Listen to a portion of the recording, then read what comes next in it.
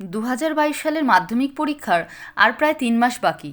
সেই কারণে এই সময় মাধ্যমিকের ভূগোল বিষয়ক একটি সাজেশন, অর্থাৎ ঠিকভাবে বলতে গেলে প্রশ্নের একটি লিস্ট, অর্থাৎ মাধ্যমিকে ভূগোলে 2, 3 এবং 5 নম্বরের কতগুলি প্রশ্ন পড়লে মোটামুটি পরীক্ষায় বেশিরভাগ প্রশ্ন কমন পাওয়া যাবে সেই সম্পর্কে আলোচনা করতে চলেছি।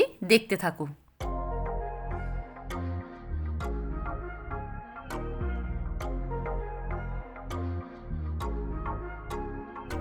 সাজেশন দেখে নেওয়ার আগে তোমাদের পরিবর্তিত সিলেবাস, অর্থাৎ ভূগোলের নতুন সিলেবাস এবং নাম্বার ডিভিশন, অর্থাৎ কোন অধ্যায় থেকে কত নাম্বারের প্রশ্ন আসবে সেই সম্পর্কে জেনে নেওয়া কিন্তু দরকারি। তোমরা সেগুলি যদি এখনও জেনে না থাকো তাহলে ডেসক্রিপশন বক্সের লিঙ্ক দেওয়া আছে, ওখান থেকে দেখে নিতে পারো। এখানে দেখো, এটি হলো 2020 সালের প্রশ্নপত্রের একটি অংশ, যেখানে কি 2 নম্বরের প্রশ্নগুলো রয়েছে। দেখো, 2 নম্বরের মোট 6টি প্রশ্ন এসেছে, যেখানে কিছু প্রশ্ন প্রাকৃতিক ভূগোল থেকে এবং কিছু প্রশ্ন আঞ্চলিক ভূগোল থেকে এসেছে। 6টি প্রশ্নের সাথেই অথবা করে আরেকটি প্রশ্ন রয়েছে, অর্থাৎ মোট 12টি প্রশ্ন রয়েছে, যেখান থেকে তোমাদের লিখতে হচ্ছে 6টি। এরপরে এখানে দেখো, 3 নম্বরের প্রশ্নগুলো এইভাবে আসবে। 4টি টোটাল প্রশ্ন দেওয়া হবে 3 নম্বরের, প্রত্যেকটির সাথে একটি অথবা প্রশ্ন থাকবে, অর্থাৎ মোট 8টি প্রশ্ন থাকবে, যার মধ্যে থেকে লিখতে হবে 4টি। এরপরে এখানে দেখো 5 নম্বরের প্রশ্নগুলি কিভাবে আসবে। এখানে প্রাকৃতিক ভূগোল থেকে 5 নম্বরের 2টো প্রশ্ন লিখতে হবে, যেখানে একটানা 4টি প্রশ্ন দিয়ে দেবে, যার থেকে যে কোনো 2টি প্রশ্নের উত্তর তোমাদের লিখতে হবে।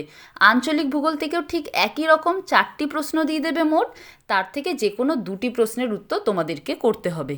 এবার চলে আসছি মূল অংশে, অর্থাৎ সাজেশন বা প্রশ্নের লিস্টে। দেখে মনে হবে অনেক প্রশ্ন দিয়েছি, কিন্তু এবার যেহেতু সিলেবাস অনেক ছোট করে দিয়েছে, মাত্র 2টো লেসন রয়েছে পরীক্ষায়, সেই কারণে প্রত্যেকটি লেসন থেকে অনেক প্রশ্ন পড়তে হবে, না হলে কিন্তু পরীক্ষায় কমন পাবে না। প্রাকৃতিক ভূগোল থেকে 2 নম্বরের প্রশ্নের জন্য যে সমস্ত বিষয়গুলি তোমাদের পড়তে হবে সেগুলি হলো বহির্জাত প্রক্রিয়া, আদর্শ নদী, জলবিভাজিকা, পর্যায়ন, ক্ষয়সীমা, ষষ্ঠ ঘাতের সূত্র, খরস্রোতা, বাস্তুতান্ত্রিক বাস্তুহারা, ড্রামলিন, ক্রেভাস, বার্কস্টুন্ড, ফিয়র্ড, হিমবাহ, হিমশৈল, পেডিমেন্ট, নুনাটক, উৎপাটন প্রক্রিয়া, অবঘর্ষ, ইউ আকৃতির উপত্যকা বা হিমদ্রোণী, ওয়াদি, কর্তিত শৈলশিরা, রসে মোতানে, বারখান, ডিমভর্তি ঝুড়ি, কড়িহ্রদ, সিফ বালিয়ারি, প্যাটার্ন স্টার হ্রদ, হিমশিরি, হিমরেখা, মরুদ্যান, কড়ি বা সার্ক, পিরামিড চূড়া বা হর্ন। এরপরে প্রাকৃতিক ভূগোলে 3 নম্বরের প্রশ্নের জন্য যে সমস্ত বিষয়গুলি পড়বে সেগুলি হলো, পার্থক্য পড়তে হবে এই সমস্ত বিষয়গুলির মধ্যে, যেগুলি হলো অভ্যন্তরীণ ও বহির্জাত প্রক্রিয়া, প্রপাতকূপ ও মন্থকূপ, বারখান ও সিফ, পেডিমেন্ট বাজাদা, গিরিখাত ও ক্যানিয়ন, ইয়ারদাং ও জিউগেন, আরোহণ অবরোহণ, রসেমোতানে, ড্রামলিন, পললশঙ্খ এবং বদ্বীপ। প্রাকৃতিক ভূগোলের থেকে 3 নম্বরের আরও কতগুলি প্রশ্ন পড়তে হবে, যেগুলি হলো ইউ আকৃতির উপত্যকা নদী ও হিমবাহের যুগ্ম কাজের ফলে গঠিত, ব্যাখ্যা করো। এরপরে রয়েছে কিভাবে মরুকরণ প্রতিরোধ করা যায়। তারপরে রয়েছে বদ্বীপ গঠনের অনুকূল পরিবেশ সম্পর্কে আলোচনা করো।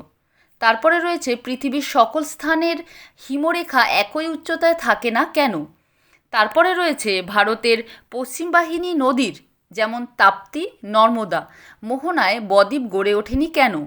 তারপরে রয়েছে লোহাচড়া, নিউমুর, ঘোড়ামারা দ্বীপের বর্তমান অবস্থা কী। পরের প্রশ্ন, জলপ্রপাতের পশ্চাৎ অপসারণ কিভাবে ঘটে। তারপরে রয়েছে বারখান থেকে কিভাবে সিপ বালিয়ারি তৈরি হয়। পরের প্রশ্ন, হিমবাহের শ্রেণীবিভাগ করো। পরের প্রশ্ন, হিমবাহকে পৃথিবীর বৃহত্তম সুপেয় জলের সঞ্চয় বলা হয় কেন। তারপরে প্রশ্ন, গ্রাবরেখার শ্রেণীবিভাগ করো। এরপরে পড়তে হবে বার্কস্টুন্ড ও ক্রেভাস পর্বতারোহীদের কী সমস্যা সৃষ্টি করে। পরের প্রশ্ন, পলল ব্যজনী কেন পর্বতের পাদদেশে সৃষ্টি হয়। এরপরে পড়তে হবে ঝুলন্ত উপত্যকায় কিভাবে জলপ্রপাত সৃষ্টি হয়। প্রাকৃতিক ভূগোল থেকে 5 নম্বরের যে প্রশ্নগুলি আসতে পারে সেগুলি হলো, নদীর ক্ষয়কার্যের ফলে সৃষ্ট ভূমিরূপগুলির সচিত্র বিবরণ দাও। নদীর সঞ্চয় কার্যের ফলে গঠিত ভূমিরূপের চিত্রসহ ব্যাখ্যা করো। তারপরে হিমবাহ ও জলধারার মিলিত সঞ্চয় কার্যের ফলে গঠিত ভূমিরূপের বিবরণ দাও। এরপরে আসতে পারে বায়ুর সঞ্চয় কার্যের ফলে গঠিত ভূমিরূপের সচিত্র বিবরণ দাও। পরের প্রশ্ন, বায়ুর ক্ষয়কার্যের ফলে গঠিত ভূমিরূপের সচিত্র বিবরণ দাও। এরপর আসতে পারে সুন্দরবনের ওপর জলবায়ুর পরিবর্তনের প্রভাবগুলি লেখো। তারপরে থাকতে পারে মরুভূমিতে বায়ু ও জলধারার মিলিত কার্যের ফলে সৃষ্ট ভূমিরূপগুলি সম্পর্কে আলোচনা করো। আর আসতে পারে বদ্বীপের শ্রেণীবিভাগ করো।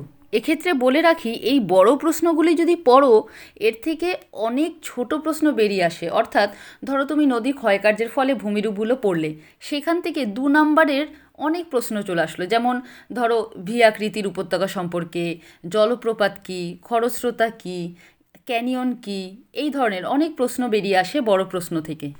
এবার বলবো আঞ্চলিক ভূগোল থেকে কী কী প্রশ্ন পড়তে হবে।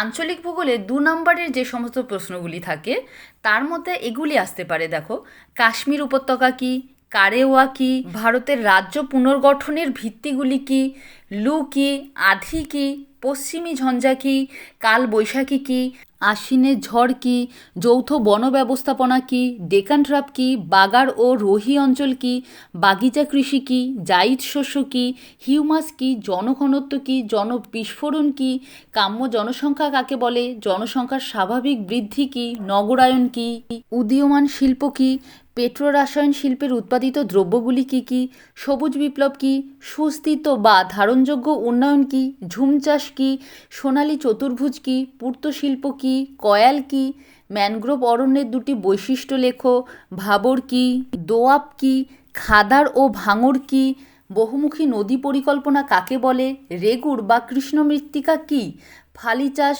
ধাপ চাষ, সমোন্নতি বরাবর চাষ কী, শস্যাবর্তন কী, বিশুদ্ধ ও অবিশুদ্ধ কাঁচামাল কী, শিকড় আলগা শিল্প কী, আউটসোর্সিং কী, রজ্জুপথ কী, মেগাসিটি কী, ইন্টারনেট কী। দেখো, এখানে যে প্রশ্নগুলি রয়েছে এগুলিকে খাতায় তোমরা পরপর লিখে ফেলতে পারো এবং যেগুলি তোমাদের পড়া হয়ে যাবে আস্তে আস্তে টিক করতে থাকবে। মানে ওটা পড়া হয়ে গেল তুমি বুঝতে পারবে, তাহলে তোমার কাছে একটা হিসেব থাকবে যে তোমার কতটা পড়া হয়ে গেছে এবং কতটা পরীক্ষার জন্য আরও রেডি করতে হবে। এবার আঞ্চলিক ভূগোল থেকে 3 নম্বরের যে প্রশ্নগুলি পড়তে হবে তার মধ্যে প্রথমেই পড়বে পার্থক্য।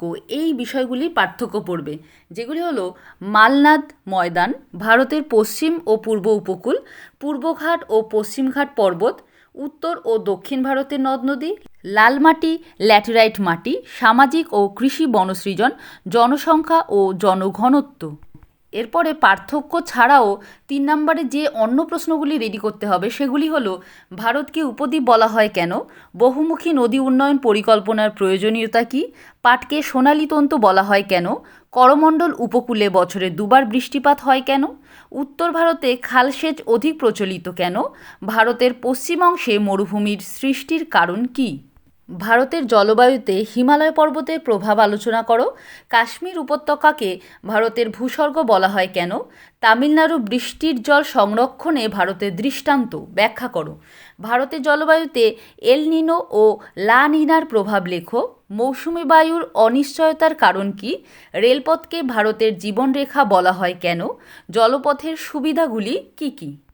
ভারতে কৃষির বৈশিষ্ট্যগুলি কী কী, ভারতে কৃষির সমস্যাগুলি কী কী, আমেদাবাদকে ভারতের ম্যানচেস্টার বলা হয় কেন, পেট্রোরাসায়ন শিল্পকে উদীয়মান শিল্প কেন বলা হয়, দক্ষিণ ভারতে জলাশয়ের মাধ্যমে জলসেচ অধিক প্রচলিত কেন, ভারতে দ্রুত জনসংখ্যা বাড়ছে কেন।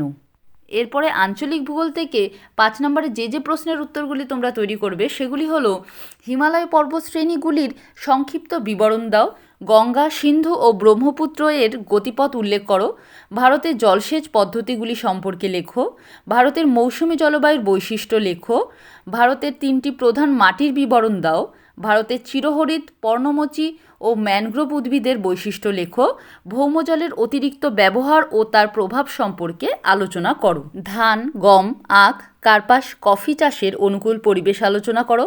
পাঞ্জাব ও হরিয়ানার কৃষির উন্নতি কেন ঘটেছে। পশ্চিম ভারতে কার্পাস বয়ন শিল্প কেন্দ্রীভবনের কারণগুলি লেখো। পূর্ব ও মধ্য ভারতে লৌহ ইস্পাত শিল্প কেন্দ্রীভবনের কারণগুলি লেখো। শিল্প স্থাপনে যে কোনো 5টি কারণ লেখো। ভারতের জনসংখ্যা বন্টনের তারতম্যের কারণগুলি লেখো এবং সবথেকে শেষে যে প্রশ্নটি রয়েছে তোমরা তৈরি করবে সেটি হলো আধুনিক যোগাযোগ ব্যবস্থার মাধ্যমগুলি সম্পর্কে লেখো। আমি জানি তোমাদের এই এত প্রশ্ন দেখে মনে হচ্ছে মাত্র 2টি লেসন, তার থেকে এত প্রশ্ন কোথা থেকে আসলো। আসলে লেসন 2টো হোক, অর্থাৎ অধ্যায় 2টো হলেও পরীক্ষা তো 90 নম্বরেরই হবে, তাই 90 নম্বরেরই প্রশ্ন করতে হবে এই 2টো লেসন থেকেই। সেই কারণে বেশি প্রশ্ন তো একটু পড়তেই হবে। আজকের এই ভিডিওতে শুধু প্রশ্নের লিস্ট দিয়েছি, এরপরে অন্য অনেক ভিডিও আপলোড করব যেগুলিতে শর্ট কোয়েশ্চেন থাকবে, 2 নাম্বার 3 নাম্বার 5 নাম্বারের প্রশ্নগুলি কিভাবে সঠিকভাবে সাজিয়ে লিখলে পুরো নাম্বার পাবে সেই সম্পর্কে আলোচনা করব। তোমরা খেয়াল রাখবে কখন কোন ভিডিও আপলোড করছি। আর এই প্রশ্নের লিস্ট কিন্তু তোমরা টেস্ট পরীক্ষা এবং ফাইনাল অর্থাৎ মাধ্যমিক পরীক্ষা উভয় ক্ষেত্রেই ফলো করবে। আর কোনো প্রশ্ন থাকলে অবশ্যই আমাকে কমেন্ট করে জিজ্ঞাসা করবে। আজকে এখানেই শেষ করছি।